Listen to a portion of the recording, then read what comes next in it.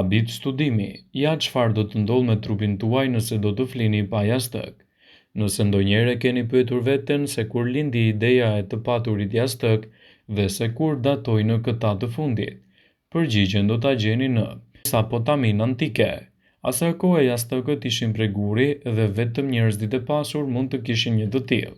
Në ndryshim nga jastëkët e lashtë prej guri, ato që ne sot përdorim janë tepër të butë. Ndërkohë ekspertët shprehen se të fjeturit me jastëk mund të mos ndikojë fort mirë në trupin dhe gjendje shpirtërore.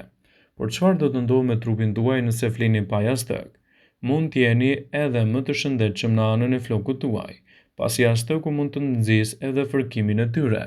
Të parandaloni aknet e fytyrës, pasi lëkura do të falenderojë për heqjen e jastëkut, i cili mbledh papastërti nga djersët e lëkurës.